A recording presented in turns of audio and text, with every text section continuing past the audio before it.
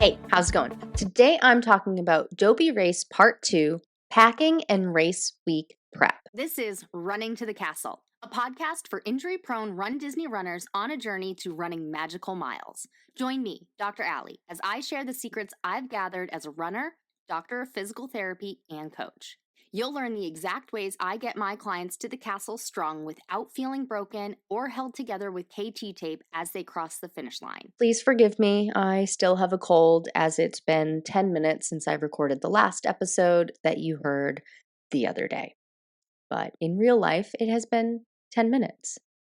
So, let's talk packing and race week prep. So, Dopey is a beast all in and of itself, right? Like 48.6 miles over the course of 4 days. You really have to be dopey to do it. Packing for Dopey is also a beast in and of itself. So I'm not going to talk about like typical packing stuff, like don't forget your socks and your sports bra. Like, you know to bring those. I'm going to talk about the things that you may have forgotten or are wondering if you should even bring. Please remember, I am coming at this as a runner myself, a running coach, and a physical therapist. So it may be a little bit of an odd grouping. I don't know. Let me know. So, first things first, you're going to need a big suitcase. Or multiple. You are going to be packing like you are going on a month's adventure because you don't really know what you're going to need. So, a couple of things, and you may not have these, so ignore the things that you don't have and can't have access to in time for Dopey because obviously at the day that this is dropping, Dopey's like a week away. So, let's talk about what to pack from a recovery standpoint.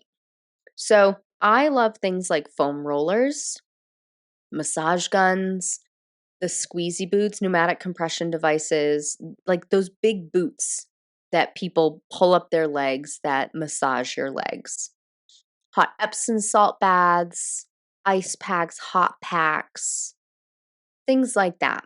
So, you may or may not be able to bring any of those things. If you can, I highly recommend you bring them all. But if you can't, here are ones that you should bring. So, if you have pneumatic compression devices, if you have the squeezy boots, bring them. Bring them, bring them, bring them. If you don't, but you have a massage gun, bring the massage gun. If you don't have a massage gun, bring a foam roller. If you can't bring a foam roller, bring a magic stick. So that's the literal name of it, and you hold it in your hands and you rub it up and down your legs. There are also other variations. I don't know what brands those are, but there's one in particular that I can think of that you like put around your leg and you go up and down and it massages all sorts of parts. I should look up what that one is called. It looks good. I've never tried it, but that could be a good option for you. You want to have those devices because A, you've used them. They say nothing new on race day, nothing new race week. Do what you've been doing. Whatever you've been doing to recover from your long runs or your speed workouts, you need to be doing on Dopey race weekend. Don't change it up now. You've been feeling good all through the last 6 months of training. Do the same thing that you've been doing. This is one thing that I work with my clients in Stronger, Faster Finisher on. Figuring out what makes you still feel good after the race and ready for the next day. You know, you can do all of the training and preparation, all of the running the miles, doing the strength workouts, doing the cross training. But come race weekend, you've done all of that. What can you do now? Like, I remember when I was studying for my physical therapy exam. Well, not even my physical therapy exam. The time that I'm thinking of is actually after I became a board certified physical therapist, which in the United States, that's what you do. You take a big long test. It's I know, I think they give you 6 hours for it. You have to go to one of those Prometric sites and, you have to take off your hoodie and they check all the things and whatever. It's a big deal. In some states, you also have to take a jurisprudence exam, which is the laws, the rules and regulations of physical therapy in that state. Nevada had a jurisprudence exam, and so I studied for it. I took the exam. Actually, now that I'm saying this, was it Nevada's that I took or was it California? Because I also took California's.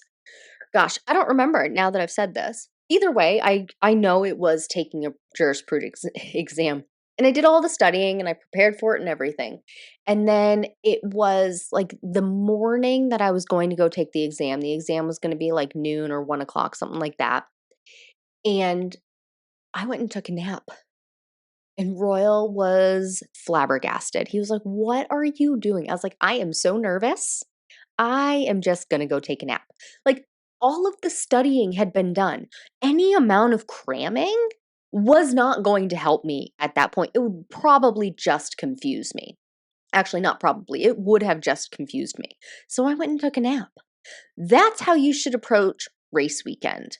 Not necessarily with the nap, but you're not cramming anymore, right? You're not doing any more miles. The only things you can do are recovery-wise, fueling and hydration. That's it. Everything else, the hay is in the barn. You have already done all that you can do training-wise. Recovery-wise, it's time to shine. But what have you been doing? This is what working in Stronger, Faster, Finisher, we start figuring out what stretches work for you, what warm up works for you. And I'm going to talk about warming up and stretching in another episode coming up in a later part of this series. What temperature-based thing works for you? Heat, ice, hot Epsom salt bath, cold bath, sitting in a hot tub. What massage-based technique works for you? Getting a professional massage, using a foam roller, using a massage gun, using your squeezy boots. What is it that works for you? What have you been using? And use that race weekend. So all of the training you've done, yes, you've been building up your cardiovascular endurance, you've been building up your strength, you've been getting faster, you've been able to be on your feet longer without cramping. But what have you been doing that makes you feel good the rest of the day? That's what you also need to be doing race weekend. So is it the foam roller? Is it a massage gun? Should you go get a professional massage? Should you use your squeezy boots? Should you be wearing compression stockings? What works for you? Make sure that what you've been using that has worked, you bring. If you tried compression stockings and they didn't work for you, but they work for Susie Q down the street, well, we don't care what Susie Q down the street uses. If it didn't work for you, it's not right for you, and that's okay. There are so many other things that do work for you, and I hope you found them. But make sure you bring the items that work for you. Those should be the first things in there. So whether it be your squeezy boots, massage gun, foam roller, compression stockings, all of those good things, make sure you bring them. And if you need a professional massage, make sure you book that. Okay? So that's recovery wise. Of course, you also need to be packing your fuel, your hydration, and again, nothing new race week. Nothing new. If you've been fueling with Scratch, make sure you bring Scratch. If you've been using Gatorade or Powerade, make sure you have access to that. Liquid IV, gummy bears, goo, Martin gels, whatever you've been using that works for you, make sure you pack it. And make sure you're packing enough for every single day. I'm going to be talking about carb loading and fueling and hydration in other episodes, but as a general rule, 60 to 90 grams of carbs per hour that you're out there on the course. Okay, make sure you're using what you've used. Nothing new. We don't need GI upset on a marathon because you're trying a gel for the first time because you know that they get a big bang for your buck, so many carbs in that small little pouch and you can carry so many of them. Well, if you don't know what gel does to your insides, don't try it out on 26.2 miles. Okay? Do you take not hot Epsom salts, just Epsom salts? Are you taking Epsom salts with you to to going back to the recovery stuff? I think I forgot to mention that. Or should you just go sit in a hot tub? And then let's pack things to prevent blisters, right? So many runners will talk about what to do once you get a blister. And I'll talk about that too. But let's talk about preventing those blisters. Moleskin is your best friend for preventing blisters. Okay, moleskin. Buy it on Amazon, get it at Target, Walmart, Walgreens, wherever you're shopping. Moleskin, Moleskin. Some will change the spelling Molskin, whatever. It's flat pieces of fabric, not fabric, flat pieces of adhesive that go on your skin. You put this on your skin to prevent a blister. Basically, what happens is a blister forms because of friction, because your shoe is rubbing up against the back of your heel, as an example. Or you have a fold in your sock and it creates an indent, and then friction happens there and you get a blister there. That's what causes a blister. When you use moleskin, you cover that area. So I use a large sheet, and I am talking large. We are talking inches, rectangular piece of moleskin across the whole back of your heel. And it goes above the level of where the top of your shoe hits. It goes like an inch, maybe 2 inches higher. Yes, you can see it. And it goes that whole back of your heel to have that be a barrier so that your heel is not rubbing up against your shoe. Now, you may be thinking, well, I'm not wearing new shoes. Yes, but you're doing a lot of miles in different weather. So you may be sweating differently, your foot's moving around. If you're using the same pair of shoes 2 days in a row, your shoes have stretched out. It's recommended to switch off your shoes every other day so it can compress and go back down from a stretched out position. But there are so many factors. It is much better to wear the moleskin and not have to use it than not wear it and get a blister afterward. You can also put it on the ball of your foot. If you're going to do that, make sure you wrap all the way around your foot. Same thing with actually the back of your heel. If it starts rubbing in any amount, it's going to start folding and rolling down. You need to cover enough space that it won't start rolling. So you don't want it to start rolling off the bottom of your foot. So it needs to span the whole width of your foot and wrap around the top of your foot. You may even need to secure the top of your foot with some Coban. I recommend Coban and not athletic tape because Coban is very stretchy. But the way Coban works and stays on is it adheres to itself. So you have to wrap Coban all the way around itself. It's not like a strip like athletic tape is. But when I am running a race, any spot that has ever gotten a blister in the past gets moleskin. So the back of my heels, and I wear it all day at the parks as well. My pinky toe, my big toe, the sole of my foot, the bottom, like the pad of my foot, all of them get them. And I recommend just whenever you're out and about, you can take it off when you're hanging out in the room, but when you're walking around at the park, when you're going to the races, when you're spectating the races, moleskin.